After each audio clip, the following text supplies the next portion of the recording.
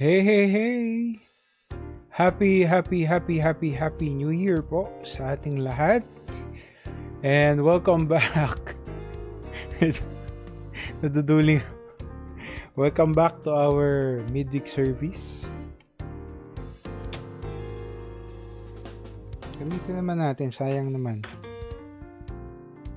Ayan, kumusta po kayo mga kapatid? It's 2025.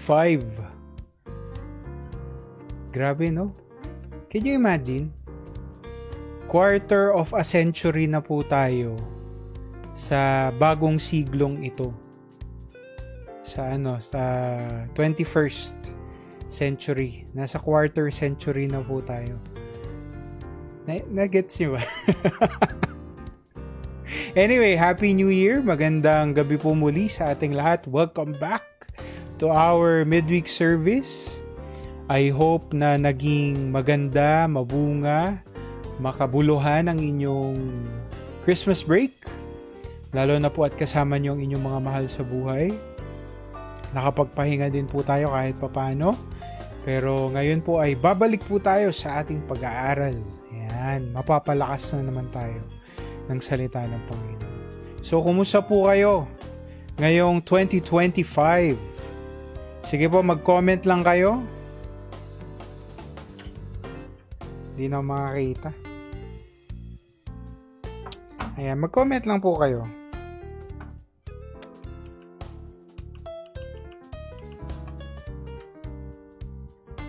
And tignan na natin kung sino na po ang nandito sa ating mga classmate.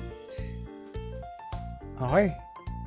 Una sa lahat, ang ating earliest bird ay si Ate She from CTJ Union. Nandito din po si Tita Leslie, si Tita Levy, Tita Maming, Tita Alma, Tita Christina, Tita Nelia, Pastor Edwin, Tita Rita, si Mama, ayan, si Tita Nati. Magandang gabi po sa inyong lahat. Blanca Calderon, magandang gabi po. Si Tatay Frank, magandang gabi Tatay. Hindi kita nakita nung linggo, Tay. Andito na din po si Tita Mafe, si Bishop, and si Tita Lilia. Okay, praise God. Kung nandyan na po kayo, mag-comment lang po kayo. Let us know that you are here. Sabi ni Ate She, thankful for 2024, hopeful for 2025. Yan, amen. Magandang gabi din po kay Ate Joy Merilo. So, nandito na po yung mga classmate natin, karamihan. Tita Ruth Flores, magandang gabi po. And kay Tita Tess Merillo. Tita Maming, both knees aching. Akala ko hindi na masakit yan, Tita. Di ba nag-usap tayo nung linggo? Malamig na naman kasi. Kaya kailangan mag-ano tayo. Ang tawag dito? Magbalot sa gabi. Yan. Praying for you, Tita Maming. Love you. Mamumundok pa tayo this year, Tita Maming. Yan. Sige po, sino pong nandito na? Mag-comment lang po kayo. We are now 17. Praise God. Welcome back sa ating mga classmate. Kumusta naman po ang inyong naging Christmas vacation? May mga galing po dito ng reunion. May mga hinay blood. Tita Ruth Bernardo, magandang gabi po. At si Merinel, ayan, magandang gabi din po sa inyo. Yan, pag-pray po natin yung mga kapatid po natin na may mga iniindang sakit.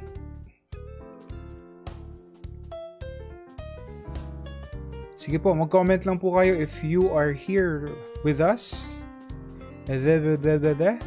Kung kasama na po namin kayo. Andito na din si Ate Irene. Magandang gabi po sa inyong lahat. Yan. Ang tabingi. John Creselio Pedro, magandang gabi po. Neil Robin, magandang gabi po. And si Tita Marites from Marikina. Diba? Tama, Tita? From CTJ Marikina. Good evening po sa inyong lahat. And happy New Year.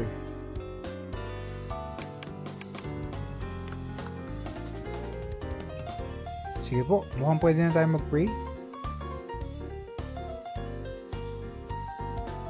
Time check, it is now 7:36.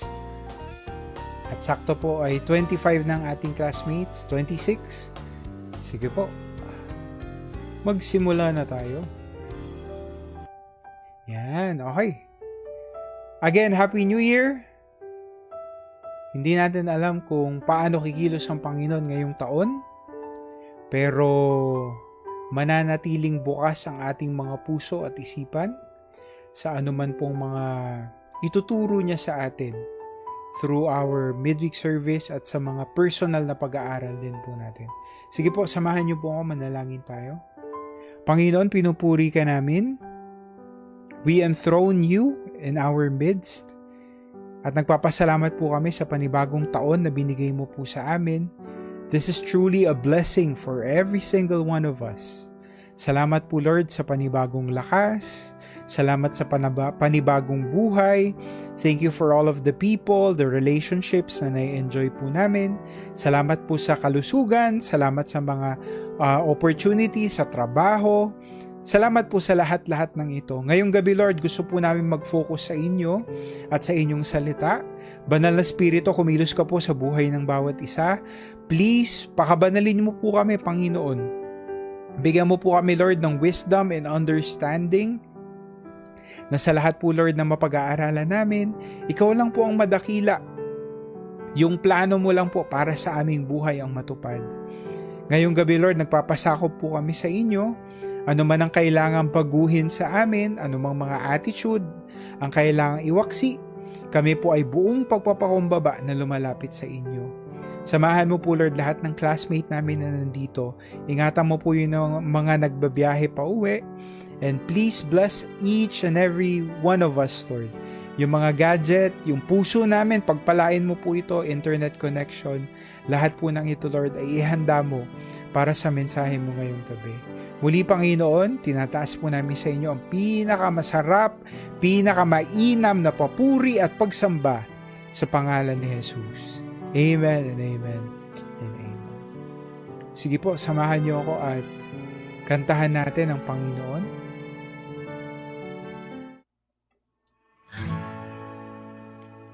Yes, Lord. We want to know you more this year. Hallelujah. In the secret, in the quiet place,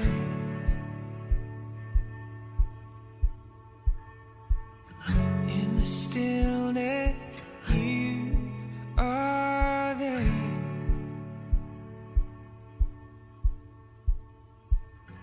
In the secret, in the quiet hour, I wait only for you.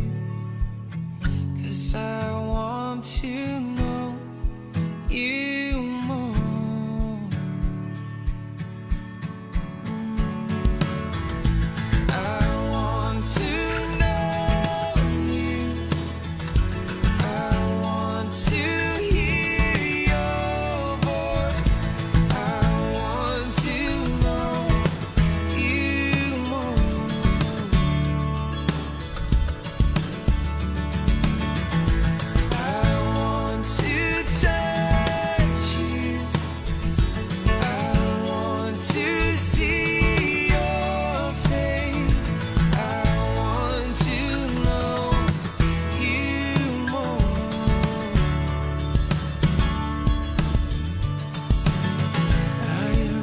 reaching for the highest goal.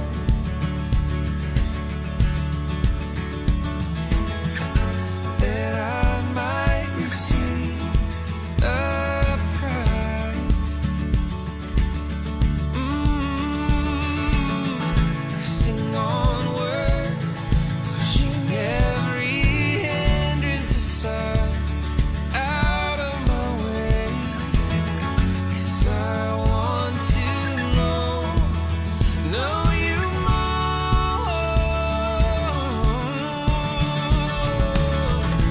I want to know you. I want to hear your voice. I want to know you more.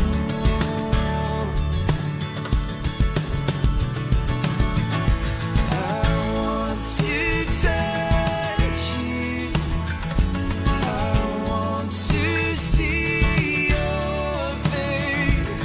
I want to know you more. I want to know you. I want to hear your voice. I want to know you more. I want to touch you. I want to see your face. I want to know you more.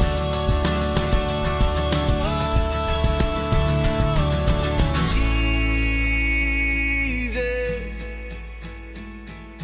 Lamb of God, worthy is your name. Jesus, Lamb of God, worthy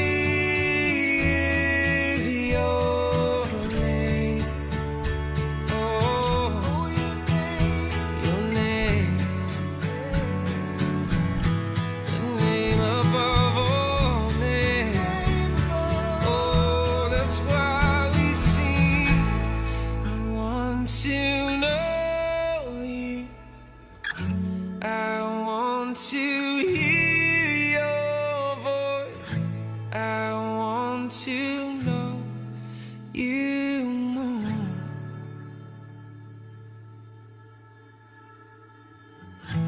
I want to touch you. I want to see your face. I want to know you more.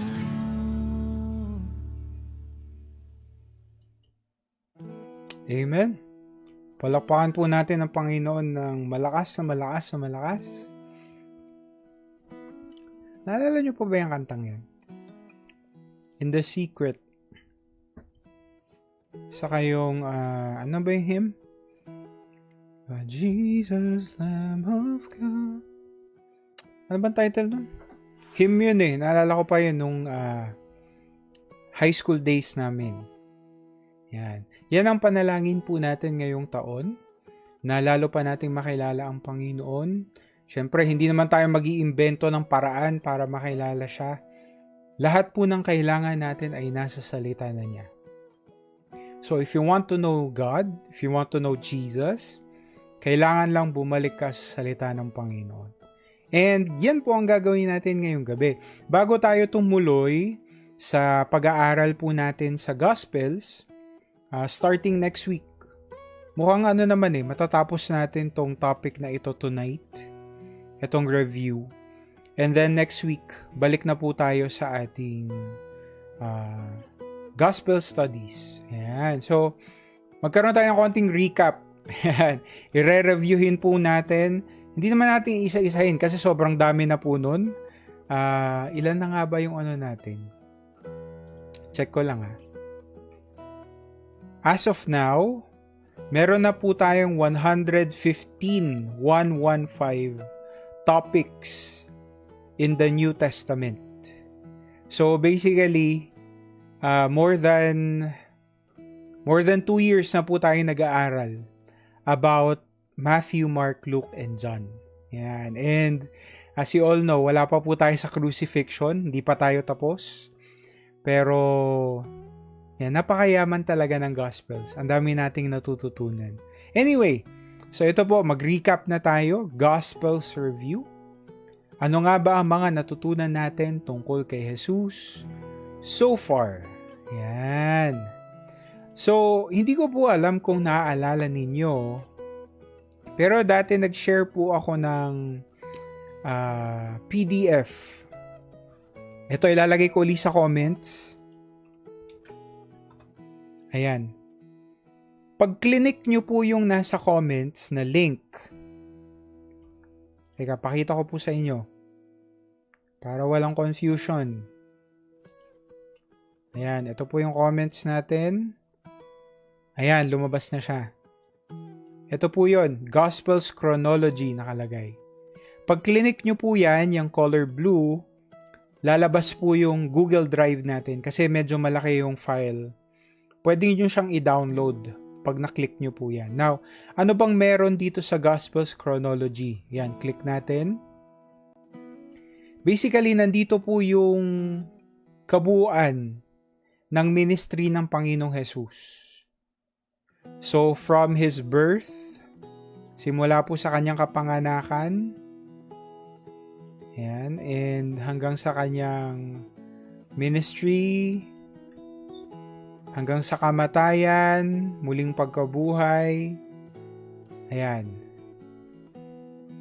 And hanggang sa simula ng Acts, Book of Acts.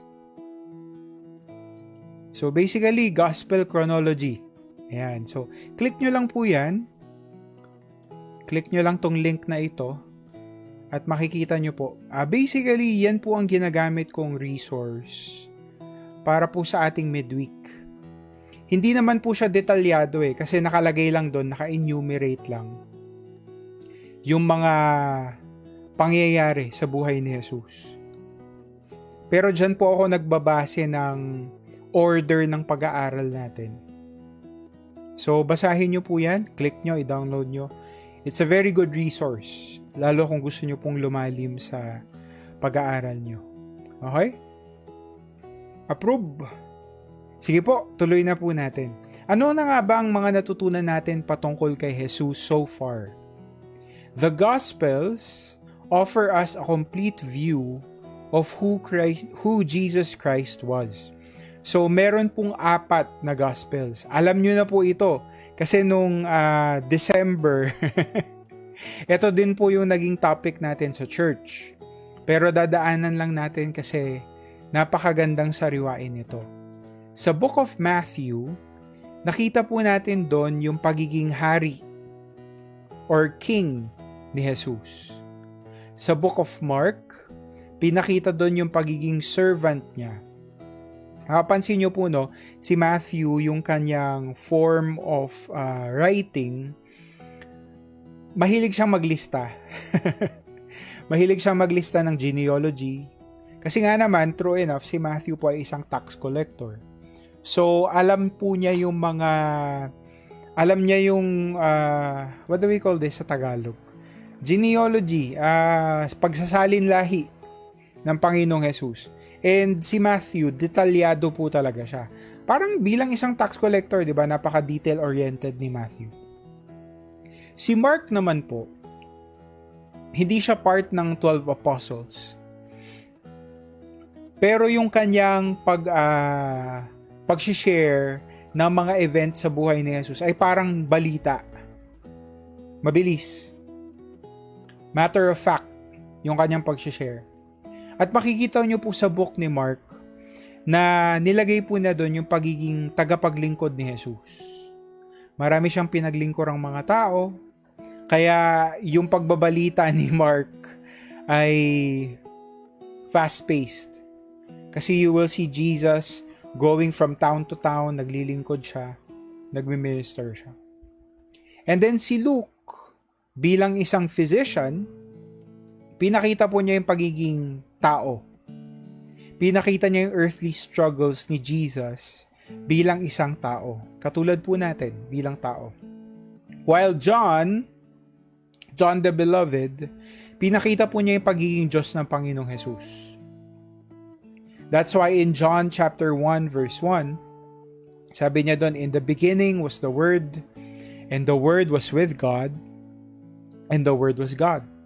So makikita po natin with these 4 Gospels, ang isang kompletong pagkaalam patungkol kay Jesus.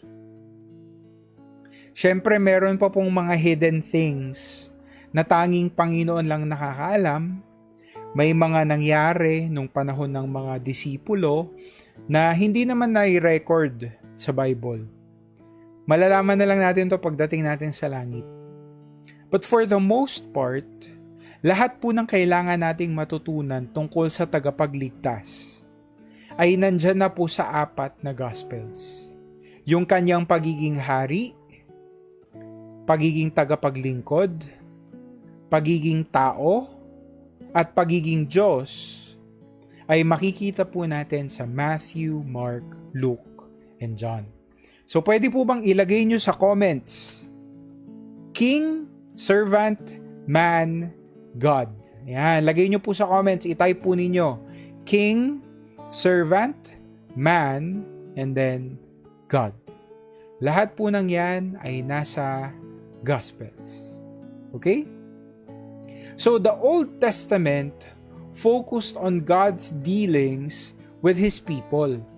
Kung makikita nyo po, from Genesis hanggang Malakay, nandun po yung pakikitungo ng Ama sa bayan ng Israel, His chosen people. But when we go to the New Testament, specifically the Gospels, nag-shift po yung perspective, nag-shift yung focus from a people into a person.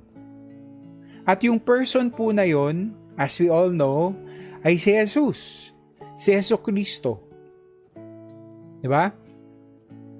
Whereas in the Old Testament, pinakita po doon kung paano ginawa ang sanlibutan, kung paano gumawa ng covenant ang Panginoon kay Abraham at sa kanyang magiging lahi. And then, kung paano din tinupad, kung paano naging matapat ang Panginoon throughout the years, throughout the generations, kahit na ang bayan ng Israel, paulit-ulit po silang tumatalikod sa Panginoon. Yun ang nakita natin sa Old Testament, yung dealings ng Panginoon with His chosen people. Now, in the New Testament, yung focus naman shifts to a person, and that is Jesus, at yung kanyang magiging church, which are the believers. Tayo po yun, yung mga Kristiyano na nanampalataya kay Jesus. So, pansinin niyo po, no, hindi po contradictory ang Old Testament saka ang New Testament. They complement each other. Kinumpleto lang ng New Testament yung sinimulan sa Old Testament. At lahat po ng iyon ay sinalamin, in-encapsulate ng buhay ng Panginoong Jesus.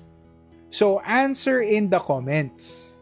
What do the Messiah's names, Emmanuel and Jesus, mean? Yan, ano po ito? Konting trivia lang. Para po medyo magkaroon tayo ng game. Wala namang premyo po ito, pero sana sumali pa rin kayo. Ano pong ipagsabihin ng Emmanuel sa kanang Jesus or Jesus? Yan, kung alam po ninyo, ilagay nyo sa comments. Sige nga, tingnan natin. Meron bang nakakaalam? Ano pong ipagsabihin ng Emmanuel sa kanang Jesus? Lagay nyo po sa comments. Sabi nila, God with us. Tama naman. Yung Jesus. Ano pong ipagsabihin ng Jesus? Naalala nyo pa ba to? Ayan. Emmanuel is God with us. Ayan. So, Emmanuel is God with us. Jesus is God saves. Ayan. Emmanuel means God with us. And then Jesus means God saves. Okay, very good. Nakakatuwa naman, naalala nyo pa po. So, the Messiah bridged the gap between the Old and New Testaments. Siya po yung naging tulay. Kung paanong naging mediator siya between man and God, siya din po yung naging tulay between the Old Testament and the New Testament. His birth ushered in God's new covenant or agreement with humanity. Whereas the Old Testament laid down the foundation of God's law, the Gospels showed us their fulfillment. Again, kung ano yung sinimulan sa Old Testament, tinuloy lang po iyon ng Panginoong Hesus. Hindi totoo na nag-imbento si Jesus ng bagong relihiyon. Hindi po yun ang punto. Bumalik lang siya sa original na layunin ng Panginoon, lalo na sa kanyang pakitungo sa tao. Tignan niyo po ito sa Matthew chapter 5, sabi ni Jesus, "Do not think that I have come to abolish the law or the prophets." Hindi daw po papawalang bisa ng Panginoong Jesus yung naisulat na sa Old Testament. "I have not come to abolish them, but to fulfill them." So lahat po ng pinangako ng Panginoon sa Old Testament ay matutupad sa panahon ng Panginoong Hesus. Pinangako po niya na magkakaroon ng tagapagligtas. Ito na, nandito na si Jesus bilang Savior or Jesus.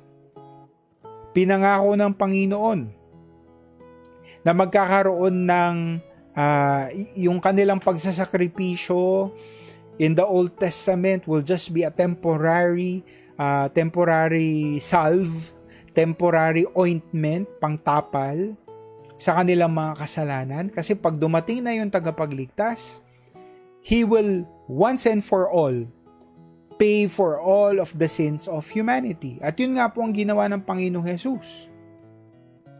Lahat po ng mga sakripisyo ng Old Testament, si Jesus na yung naging ultimate sacrifice. He became the spotless lamb.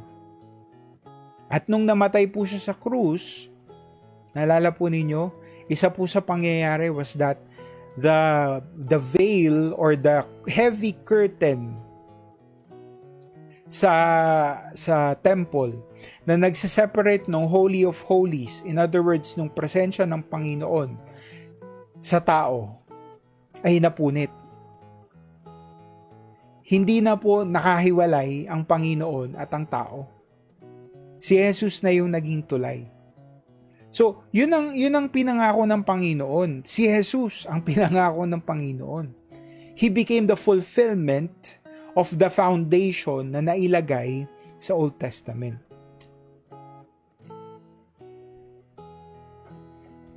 So, meron po ba kayong tanong bago tayo tumuloy?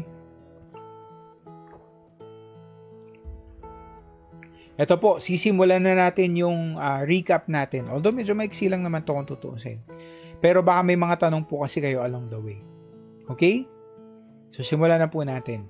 Of course, saan po tayo magsisimula? Sa kapanganakan ng Panginoon. The first few chapters of Matthew and Luke showed the circumstances surrounding Jesus' miraculous conception and birth. So, hindi lang po yung kanyang kapanganakan, pati din po yung kanyang, anong Tagalog ng conception? Yung pagdadalang tao ni Maria. Kasi alam nyo po, mahimala lahat ng ito eh. Si Maria ay isang birhen, but because of God's power, nagkaroon po ng paraan para siya ay magdalang tao. Alam nyo na po yung circumstances surrounding Jesus' birth. Actually, kung papansinin nyo nga po sa Matthew saka sa Luke, hindi lang naman po si Jesus yung dinescribe doon, pati din po yung kapanganakan ni John the Baptist nilagay po doon. Pero para po sa ating pag-aaral ngayong gabi, hindi na tayo masyadong magde-delve kay John the Baptist kasi ito ay recap lang naman ng buhay ni Jesus. So, maalala po natin na napakamahimala ng pagdadalang tao kay Jesus. Kahit yung kanyang kapanganakan, ang dami pong mga propesiya na natupad by the fact na si Mary at si Joseph, sila mismo ay naging mag-asawa. Well, actually, hindi pa sila kasal at this point. Pero sila ay nagsama, sila ay na-betrothed. Napaka-importante ng family line ni Mary at family line ni Joseph.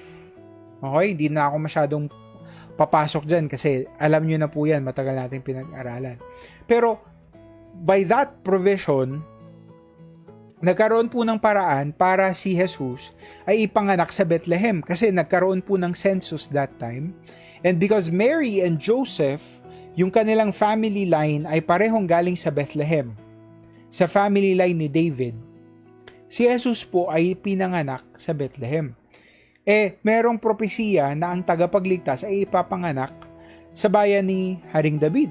So, ang dami pong mga prophecies na natupad. You have the swaddling clothes, yung siya po ay pinanganak sa sabsaban, yung merong propesiya ng isang bituin na mag-a-appear during His birth, at yun po ang na-observe ng mga wise men, kaya po sila nagbiyahe papunta sa Panginoong Jesus. So, napakamahimala ng kapanganakan ng Panginoong Jesus. Imposibleng mangyari ang lahat ng ito kung hindi po dahil sa Panginoon, kundi dahil sa supernatural na pagkilos ng Panginoon. Now, Matthew and Luke also gave us a short insight into Jesus' childhood and the challenges his earthly parents must have faced while they raised him. So, malala po ninyo, si King Herod, tinangka po niyang ipapatay yung Messiah kasi na-insecure siya dahil akala niya papalitan po siya bilang hari. And nagkaroon ng great massacre during that time. But because of God's protection over Joseph, Mary, and Jesus, nakatakas po sila, nagpunta sila sa Egypt. So yung first part ng childhood ni Jesus was spent in Egypt. Wala po siya sa Israel. And then when Joseph found out na ligtas na po, na bumalik sa bayan ng Israel, doon lang sila bumalik and they settled doon sa town ni Mary na Nazareth. At doon po lumaki ang Panginoong Jesus. But for all intents and purposes, wala po tayong masyadong alam patungkol sa pagkabata ng Panginoong Jesus. Ito lang yung alam natin, sabi sa Luke chapter 2. And Jesus grew in wisdom and stature and in favor with God and man. So yung kapanganakan at paglaki ng Panginoong Jesus, hindi masyadong dinetalye yan. Kasi siguro, gusto ng Panginoon na mag-focus tayo sa kanyang magiging ministry. Of course, meron po tayong mga tagpo sa templo na naiwan si Jesus doon. Nung nagpunta po sila sa temple, masyadong naengganyo si Jesus sa pagtuturo ng mga religious leaders doon and nagkaroon siya ng discussion with them. Masyado siyang nag-enjoy to the point na naiwan na po siya ng kanyang pamilya at muntik nang umuwi yung kanyang mga magulang nang hindi siya kasama. So, makikita po natin na kahit yung paglaki ng Panginoong Jesus ay hindi po common, hindi siya usual, 'di ba? Hindi siya usual na katulad ng mga normal na tao. Talagang siya po ay lumaki sa pagkatuto sa Panginoon at sa pabor din ng kanyang kapwa-tao. Now, the next time that we see Jesus in the Gospels, he was around 30 years old and about to start his earthly ministry. So magsisimula na po yung kanyang paglilingkod. Yung kanyang official na mission ay magsisimula na. At ano po ang pinagsimulan? Ano ang nag-kick off basically ng kanyang ministry? He was baptized. Ayan. Lagay nyo nga po sa comments, baptized. Baptized. Lagay po ninyo sa comments. He was baptized by John the Baptist, yung kanyang pinsan, during which his identity as the Messiah was confirmed by the Heavenly Father. Sabi po sa Matthew chapter 3, "And a voice from heaven said, 'This is my Son, whom I love. With him I am well pleased.'" So sabi nga po natin, yun yung unang pagkakataon that the Trinity was present. Hindi yun yung unang pagkakataon kasi nung creation nga pala, present din naman ng Trinity. Pero sa New Testament, yun ang unang pagkakataon na present ang Ama, ang Anak, at ang Banal na Espiritu. Andun si Jesus, nagkatawang tao. Andun yung Banal na Espiritu sa form ng dove. And then nandun din yung boses ng Ama na nagsasabing, "This is my Son, whom I love. With him I am well pleased." So yun po ang baptism ng Panginoong Jesus. Now, after Jesus was baptized, dinala siya agad ng Banal na Espiritu saan? Sa wilderness. At dun po ay nakatagpuan niya ang kaaway at siya ay sinubok ni Satanas. And after overcoming the enemy's test in the wilderness, Jesus then started to gather his first followers and disciples. So ito na po, magsisimula na yung kanyang pagkakaroon ng mga disipulo. Now, tanong po natin, at pwede nyo pong ilagay sa comments, sino yung unang apostle na tinawag ni Jesus? Alam nyo po ba? Sino yung unang apostle na tinawag ni Jesus? Kung alam po ninyo, ilagay ninyo sa comments. Yan. Who was the first apostle that Jesus called? Sa nakakaalam, i-comment po ninyo. At kayo ay makakatanggap ng tumataginting na palakpak. Who was the first apostle that Jesus called? May nagsasabi pong Peter. Si Peter po ba?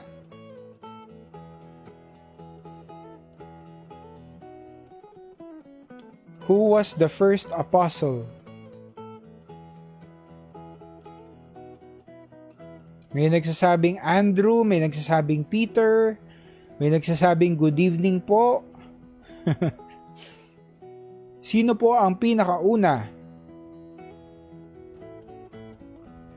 Okay, mukhang hati yung sagot ninyo. Ang pinakaunang pong disipulo ay actually si Andrew. Yan, Andrew was the first disciple. Siya nga po yung nagyaya kay Pedro. At hindi pa po Pedro yung pangalan ni Simon nung time na yon. Siya po ay Simon pa lang. Di ba? Malala po ninyo. Anyway, these people didn't seem to be qualified for their calling.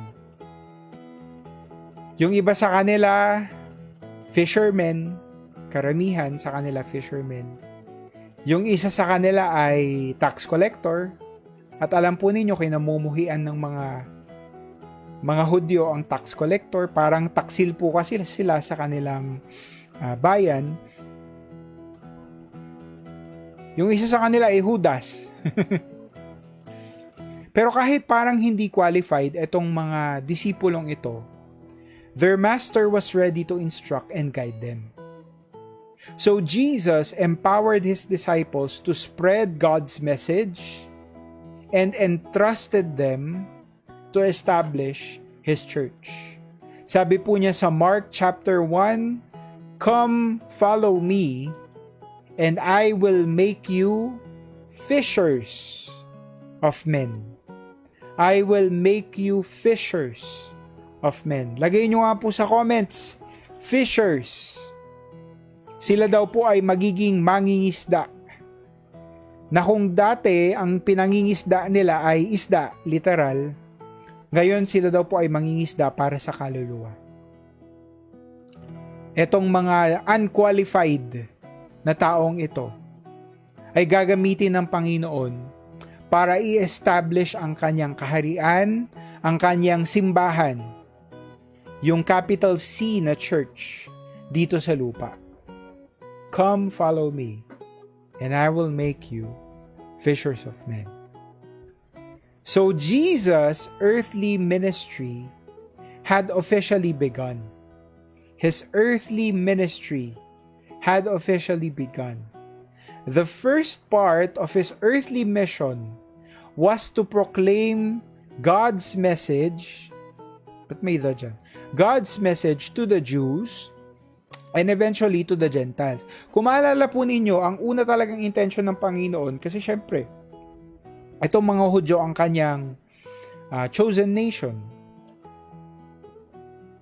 Sa kanila muna, they were given the first chance to hear the gospel. Pero dahil karamihan ng mga Hudyo nagmatigas, yung mga religious leaders nga, reneject nila outright si Jesus at sila pa yung nagpapatay kay Jesus. Yung gospel ay dinala na din sa mga Hentil, sa mga Gentiles. Although if you think about it, hindi naman talaga i-deprive ng Panginoon yung gospel sa ibang tao, sa ibang mga nasyon at lahi. Pero importanteng makita natin na naging matapat pa rin ang Panginoon sa kanyang mga anak, sa mga Hudyo. Kasi sila po yung binigyan ng unang pagkakataon para makakilala sa Panginoon. But unfortunately, reneject po nila. Diba? So Jesus preached in synagogues, he preached in the temple, and in other public places. He even had deep personal discussions with some individuals. Nagkaroon po siya ng pag-uusap tungkol sa what it means to be born again with Nicodemus, isa pong religious leader. Nagkaroon din siya ng pag-uusap tungkol sa living water with the Samaritan woman, di ba, at the well. Ang dami po niyang kinausap, ang dami niyang tinuruan ng mga tao. From the common Jew to the Gentile outcasts, and from religious leaders to hopeless sinners, Jesus taught anyone who wanted to listen. Actually, kahit nga po yung mga ayaw makinig, tinuruan pa rin sila ni Jesus. Although, dahil nga po matigas yung kanilang puso, wala silang natanggap na mensahe. Pero yun ang nakakatuwa sa Panginoon eh. He gave everyone a chance. Hindi po siya unfair. He gave everyone a chance. Ganun na lang yung kanyang pagmamahal para sa sanlibutan. Na kahit alam niya na ilan sa kanila ire-reject siya, binigyan pa rin niya sila ng pagkakataon. So nagturo siya. Ang dami niyang tinuro. He used parables, gumamit siya ng mga kwento, gumamit siya ng mga metaphor, gumamit siya ng mga symbology na familiar sa mga Hudyo. Gumamit din po siya ng prophecy kasi alam niya na mayroong mga religious leaders na nakikinig sa kanya and familiar po sila sa prophecy. So lahat po ng ito ay ginamit ng Panginoon dahil gusto po niyang bigyan ng chance lahat ng tao. Now, yung pinakasikat nga po niyang sermon was what? Ayan, isa pa pong tanong natin. What was arguably Jesus' most famous sermon? Ayan, meron na nga po tayong clue. Ano po yung pinakasikat na mensahe ni Jesus? Actually, hindi lang po ito isang mensahe. It was a series of messages. Pero basically, binigay po niya itong sermon na ito ng isahan lang or in one go. Yan. Meron po bang nakakaalam? May nagsabi, Sermon on the Mount. Yan, Sermon on the Mount. Sermon on the Mount. Yan nga ba yung pinakasikat na sermon ng Panginoong Jesus? Within this sermon, andyan po yung Beatitudes. Meron pong mga parable na tinuro si Jesus within that message. Napakayaman ng sermon na yan. Sermon on the Mount. Sermon on the Mount. Okay, tama po kayo. In Matthew chapter 5, nilagay po doon ng Panginoong Jesus yung Sermon on the Mount. And it went on for a few chapters more. Basahin nyo na lang po. Napakaganda po ng mga tinuro niya dyan. Now, even though his message of repentance and spiritual renewal came directly from the Father, hindi naman niya inimbento yan eh. Not everyone agreed with him. Jesus encountered a number of dangerous situations because of this, but he kept assuring his followers that his time had not yet come. Naalala po ninyo, yung pinakauna po niyang public preaching was in a synagogue. At sinabi po niya doon na natupad na yung naisusulat sa Old Testament. In other words, he claimed na siya yung anak ng Diyos, siya yung tagapagligtas. And with that, nagalit po yung mga nakikinig sa kanya. Particularly yung mga Pharisee na nakikinig sa kanya. They tried to push him away from the synagogue.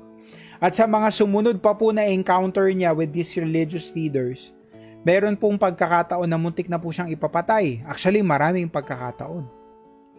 Ang nakakapagtaka dito kay Jesus, hindi siya kahit kailan natatakot.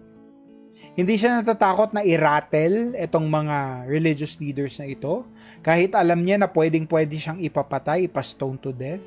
Bakit? Kasi yung paniniwala niya, his time had not yet come. In other words, kahit anong gawin ng pagbabanta ng tao sa kanya, hindi nila siya maipapapatay. Bakit? Kasi according to the grand plan of God,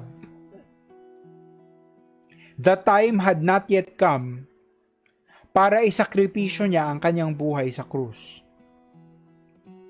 Medyo matagal-tagal pa po. May ilang taon pa ang bibilangin bago siya humantong sa punto na yun. So si Jesus, hindi siya natatakot. Hindi siya natatakot na magturo ng mga controversial. And according to the religious leaders, nagtuturo daw po siya ng mga heretical at blasphemous na mga doctrine. Hindi siya natatakot. Kasi alam niya, hindi pa niya oras. His time had not yet come. So hindi lang po siya nagturo. Nagpamalas din siya ng himala to reveal his deity and usher unbelievers to the Lord. The Messiah also performed miracles. Nagpamalas po siya ng mga himala. So ito po ang tanong ko sa inyo. Another question. Ano po ang unang nakatala na himala ni Jesus? What was Jesus' first recorded miracle? Bigyan ko po kayo ng clue. Nasa John po yan. John chapter 2. What was Jesus' very first miracle? May nakakaalam po ba?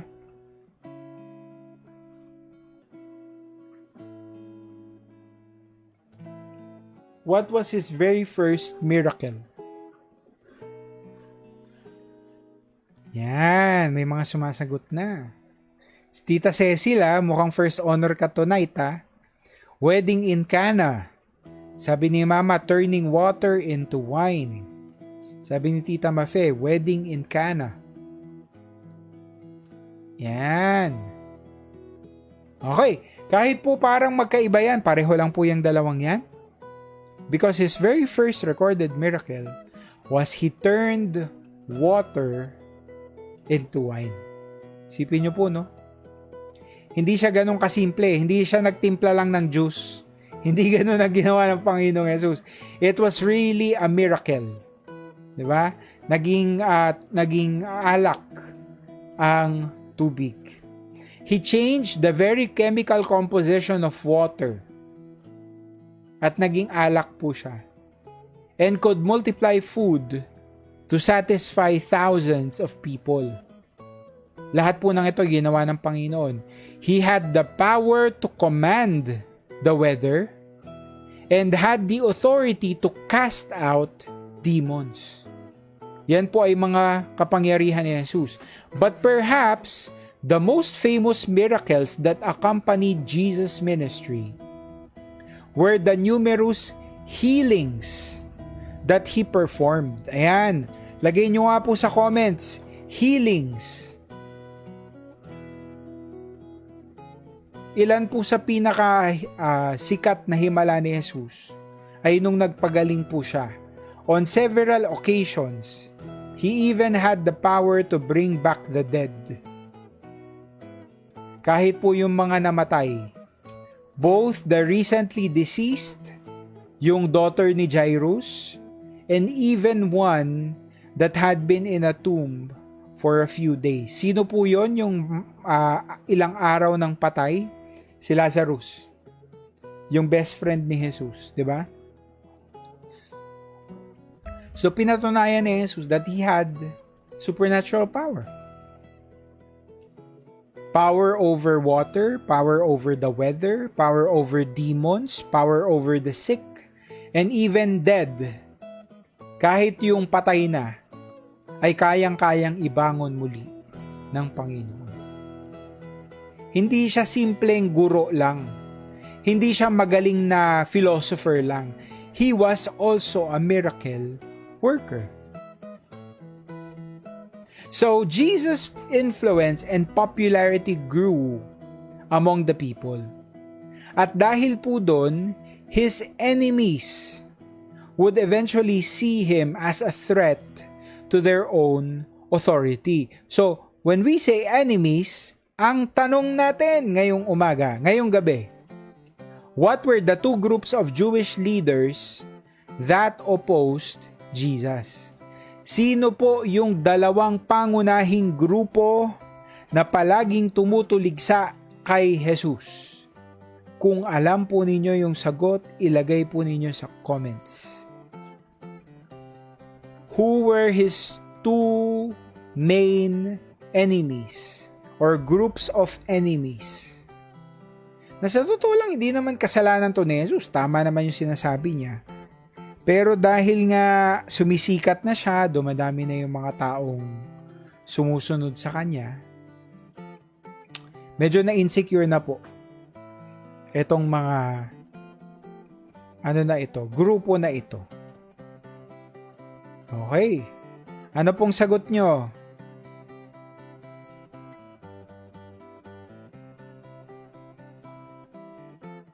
Yan, may mga sumasagot na. Pharisees and Sadducees. Pharisees and Sadducees. Sadducees and Pharisees. Judas Iscariot. Sanhedrin and Pharisees. Ayan. So, ang tamang sagot po, very good, is Pharisees and Sadducees. Pharisees and Sadducees. Double D po yun. Double D, double E. Yung Sadducees. Sila po, yung mga religious leaders na tumutuligsa kay Jesus. By the third year of Jesus' ministry, the religious leaders would repeatedly scheme against him and try to provoke him. Naghahanap sila ng butas. But despite all this opposition, Jesus wasn't bothered or distracted from his mission. Bakit? Kahit na palagi siyang tinutuligsa at ang tumutuligsa pa sa kanya ay basically yung tinatawag nga natin na Sanhedrin. Sila po yung Jewish Council.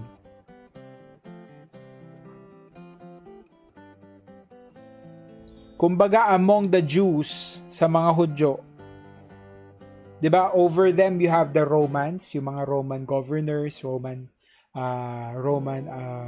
officials. Sila po yung nangangalaga at namamahala sa mga Hudyo. Pero within the Jews, among the Jews, meron po silang mga elders, mga leaders, yung kanilang council that would decide pag meron pong mga kailangang pagdesisyonan. So we call them the Sanhedrin. Sila mismo yung bumabangga kay Jesus. Kasi natathreaten sila, natatakot sila na baka yung kanilang authority ay masupersede nitong si Jesus. Pero kahit na yun na ang bumabangga sa kanya, hindi pa rin nababother, hindi pa rin nadidistract ang Panginoon sa kanyang mission. In fact, this was ultimately part of God's plan of salvation. Ilagay nyo nga po sa comments, salvation. Lagay nyo po sa comments, salvation. That the Messiah would die to pay for the sins of humanity. Parte po yun ng plano ng Panginoon para iligtas ang sanlibutan.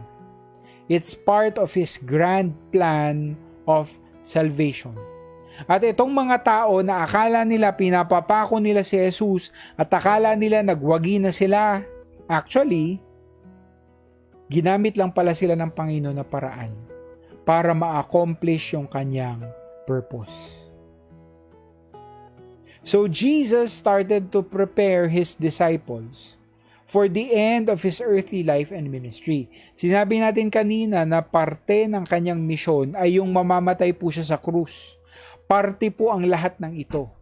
So what did He do? Bago po mangyari yon, hinanda niya yung kanyang mga disipulo. He gave them seemingly cryptic messages. Pag sinabi po natin cryptic, medyo misteryoso. Hindi sila obvious yung meaning. At itong mga mensahe na to usually referred to His death and didn't really make a lot of sense to the disciples. He told them that the kingdom of God was coming soon and that they should be prepared for the challenges that lay ahead. Lagay nyo nga po sa comments, prepared. Prepared. Lagay po ninyo sa comments. Alam ni Jesus, marami silang pagdadaanan eh. Hindi lang po sa panahon na siya ay idadakip at ipapapako sa krus, hindi lang po yung panahon na yun, kundi sa panahon na babalik na siya sa Ama at iiwan niya yung mga disipulo. Kailangan po nila ng kapangyarihan, kailangan nilang ma-empower, ma-prepare. Sabi po niya sa John chapter 16, I have told you these things. Kaya daw po niya sinabi lahat ng mga nakakatakot na preview na ito ay hindi para manghina sila, kundi so that in Jesus, they may have peace. Hindi naman pinangako ng Panginoon na mawawala completely ang mga pagsubok ng buhay natin. Siya mismo nagsabi, in this world, you will have trouble. But take heart. Huwag po kayong mawala ng pag-asa. Huwag kayong manghina. Dahil sa kabila ng lahat ng ito, si Jesus pa rin ang magtatagumpay. He has overcome. Siya pa rin ang mananagumpay sa buong mundong ito. To empower His inner circle, He even showed them a glimpse of His divine nature during the transfiguration. So, hindi na po tayo masyadong lalalim dito kasi Pwede nyo naman pong balikan yung pag-aaral natin dyan. No? Pero yung transfiguration, if you remember, it was part of Jesus' preparation sa mga disipulo. Para pag binalikan nila sa kanilang alaala itong mga pangyayari ng gabing ito, mapapalakas po sila for the challenges that lay ahead. Okay? Sige po, bago po tayo tumuloy, meron ba kayong tanong? Baka meron po kayong tanong.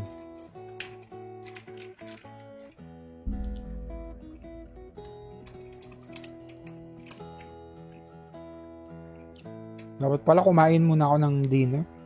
Medyo nagugutom na ako. Pero, wag niyo po alam. Kaya hindi naman tayo. Meron po ba kayong tanong? So far.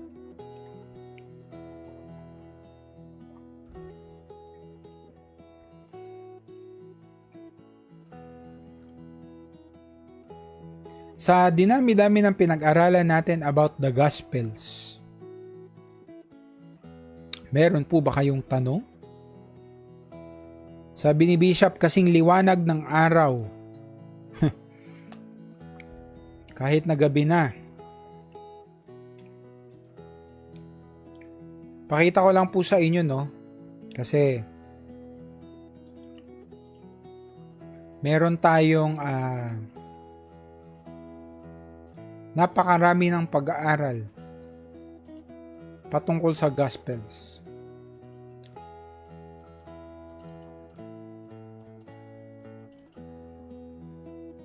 Ito, lakihan natin. Hindi ko alam kung makikita nyo eh.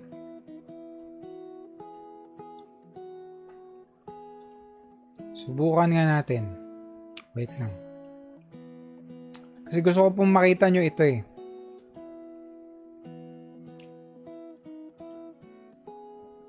Ito, okay. Ayan. Kita po ba ninyo? Ito po ang lahat ng pinag-aralan natin tungkol sa Gospels so far. Hindi ko mapakita lahat. Ayan. Gospels 1.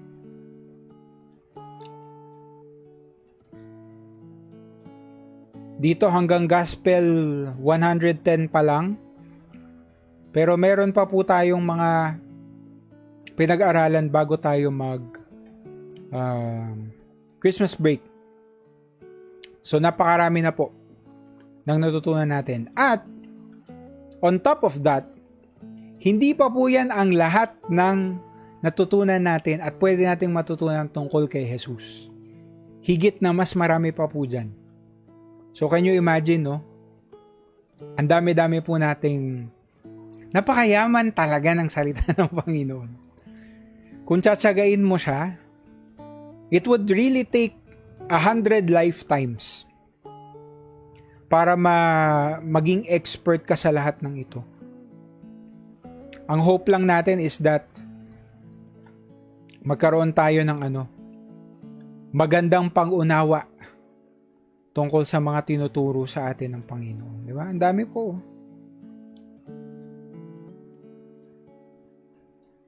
Yan. Ang dami na nating natutunan. Praise God. Di ba? Nakakatuwa. Anyway, meron po ba kayong tanong? Pasensya na po. Naano ko ata yung parang may tanong si Marinel.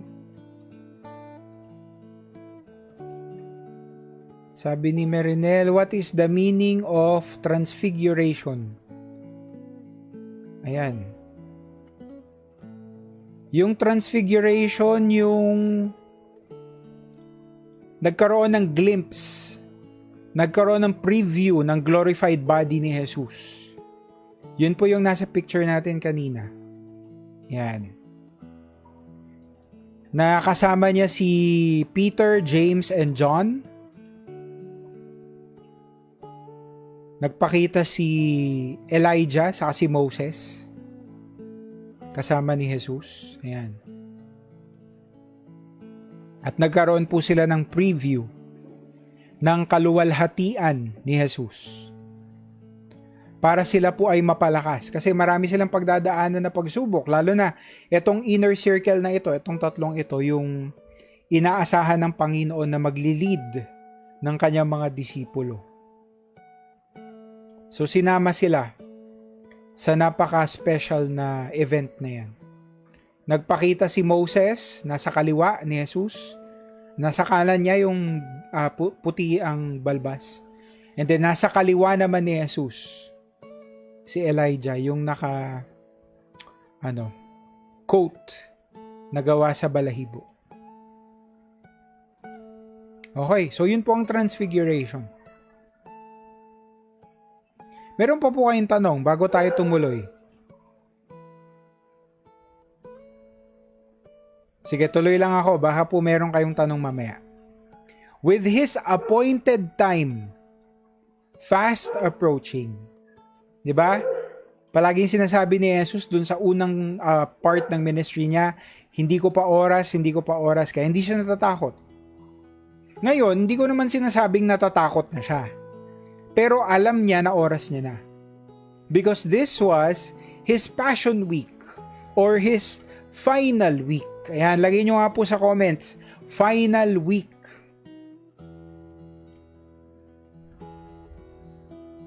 At imbis na takasan po niya yung paghihirap na mararanasan niya sa krus, during his final week, kung kailan alam niya na mamamatay na siya, nagpunta pa siya mismo sa Jerusalem. Siya pa mismo ang lumapit sa kanyang mga kaaway. He entered the holy city triumphantly. Yan po ang sineselebrate natin pag Palm Sunday. Yung kanyang pagpasok sa Jerusalem. And then taught the crowds that had come for the Passover festival. Kahit po final week na to ni Jesus, hindi pa rin siya nagmintis sa pagtuturo. Then he shared his last hours with the disciples. 'Di ba? Napakaganda naman ng final moments ni Jesus. Kasi kasama niya yung mga pinakamamahal niyang disipulo. His beloved disciples. Teaching them about God's love for them. At yun po yung communion, 'di ba, during the Last Supper. And reminding them to love each other. Yun po yung ginawa niya nung pinaglingkuran niya sila by washing their feet. So during the Last Supper, yun yung dalawang pagpapaalala na binigay ni Jesus sa mga disipulo. The communion, na sumasalamin sa pagmamahal ng Panginoon sa tao. And then yung washing of feet, na sumasalamin sa pagmamahal natin para sa ating kapwa. So after that Last Supper, Jesus sought divine strength for his coming trials. And so he went into the garden to pray. His painful journey toward the cross was about to begin. Lagay nyo nga po sa comments, cross. Lagay nyo po sa comments, cross.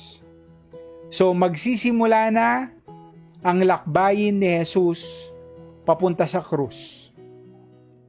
He was betrayed by one of his disciples, and in the garden, he was soon arrested by his enemies. Naalala nyo na po ito? Di ba? We're catching up sa pinag-aralan natin last year. He was put on trial in front of biased judges and convicted of crimes that he didn't commit. Inakusahan po siya. Kahit na wala naman siyang sala, sinentensyahan siya ng kamatayan. But despite all this, the innocent Messiah kept silent. Why? Babalikan po natin yung katotohanan that this was all part of God's greater plan, and every bit of Jesus' suffering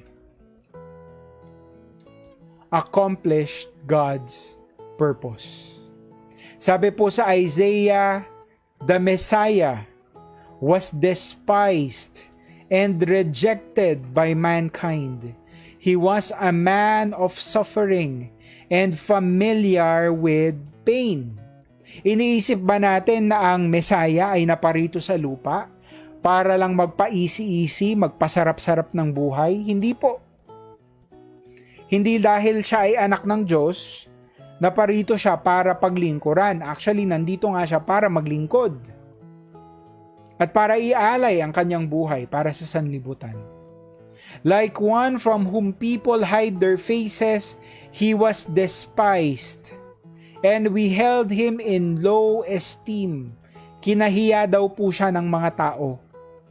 But surely, he took up our pain. Lahat po ng yan ay hindi naman talaga niya pagdurusa kasi yan ay pagdurusa na dapat para sa atin. He bore our suffering.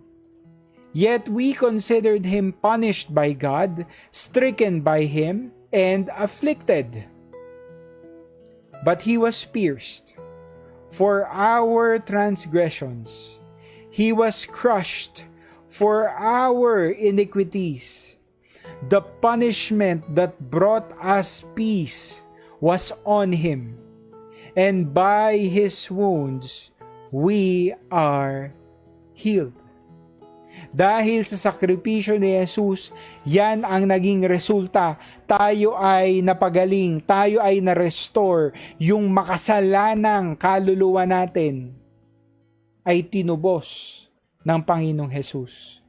We all, like sheep, have gone astray. Lahat po tayo, masaya tayo sa ating kasalanan. Each of us has turned to our own way. And the Lord has laid on Jesus the iniquity of us all. Bago po natin wakasan itong ating recap or gospel review, and next week babalikan po natin yung pag-aaral natin. May we all be reminded na si Jesus ay hindi nagpunta dito sa lupa para lang sa kanyang sarili, para paglingkuran siya, para mamanginoon, para maghari-harian. Kung titignan po natin ang buhay ni Jesus, kabaliktaran nga yung pinakita niya. He was a servant. Siya ay naglingkod. Siya ay nagministeryo. Siya ay napagod. Siya ay nahirapan. Hindi siya naparito para magpa-easy-easy sa buhay, naparito siya para ialay ang kanyang buhay. At kung isusuma total mo kung paano nabuhay si Jesus dito sa lupa, it will be one word. L-O-V-E. For God so loved the world that He gave His one and only Son, that whoever believes in Jesus will not perish, but have eternal life. Amen?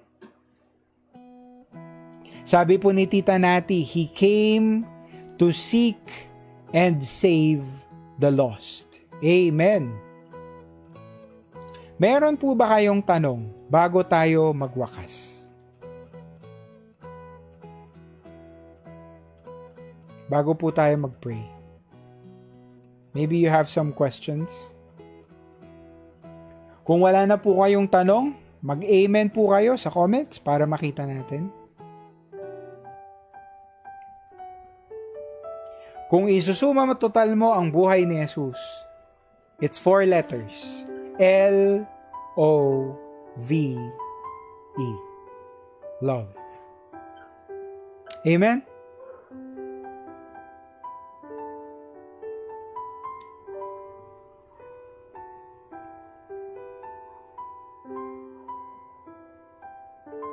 Okay. Medyo maaga po tayong natapos ngayon, pero okay lang yun. Pwede nyo pong balikan yung pag-aaral natin and i-PM nyo lang po ako kung meron po kayong mga tanong patungkol sa mga pinag-aaralan natin sa midweek.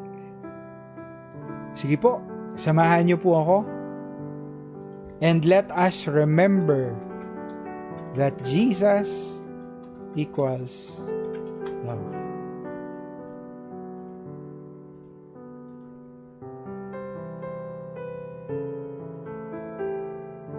Yan. Let's pray. Panginoon, pinupuri ka namin. Nagpapasalamat po kami sa inyong dakilang mensahe at sa inyong buhay na naitala, Lord, sa Gospels. Nagkaroon po kami, Lord, ng example kung paano kami dapat mabubuhay bilang Kristiyano. Yung iyong pasensya, yung iyong pagmamahal, yung iyong pagpapatawad at paglilingkod ay napakagandang example para sa aming lahat. Higit sa lahat, Panginoon, gusto po namin gayahin yung ehemplo mo ng pagmamahal. Gusto po namin na makita sa aming mga buhay na kami ay tunay na disipulo mo. Hindi lang tuwing linggo, hindi lang tuwing nagbabasa kami ng Bible at mag-isa kami, kundi kahit sa labas po ng simbahan, sa labas ng aming pag-iisa, pagkaharap po namin yung mga difficult people sa buhay namin, we will show them the love na nanggaling po sa inyo. Dahil yan po ang natutunan namin mula sa inyong buhay. Panginoon, pinapanalangin ko po lahat ng classmate ko na nandirito. Patuloy ka pong maghimala sa kanilang mga buhay. Pagalingin mo po yung mga may sakit. Palakasin mo yung mga nangihina. Bigyan mo po ng direksyon yung mga naliligaw. Sa pangalan ni Jesus, palakasin mo po ang kaluluwa at pananampalataya ng mga kapatid kong ito. Ano man ang kanilang pinagdadaanan, ipaalala mo po sa kanila na hindi sila nag-iisa. Kasama ka namin, Panginoon, sa lahat ng pagdadaanan namin sa buhay. Muli, Lord, binabalik po namin sa inyo ang pinakamataas na papuri, ang pinakamasarap na pagsamba, tanging sa iyo lamang, sa pangalan ni Jesus. Amen and amen and amen. Palakpakan po natin ang Panginoon ng malakas sa malakas sa malakas. Praise God! So, konting announcement lang po bago tayo magwakas. Next week, ito po magiging topic natin. Diba? Ito dapat yung last year. Pero, ayan na po, babalikan na po natin. Hated by the people. So, basahin nyo na po Matthew 27, saka John chapter 19. Sana po ay magbasa kayo in advance para next week, makapagtanong din po kayo. Okay? Pwede po tayo magtanong. Huwag po kayo mahihiya. So, salamat po sa pagsama nyo sa akin, mga kapatid. Alam ko po na maiksi lang yung ating pag-aaral ngayon, pero alam ko din na sinamahan tayo ng Panginoon. Amen? So, God bless you. Good night. And see you next Wednesday. God bless you po.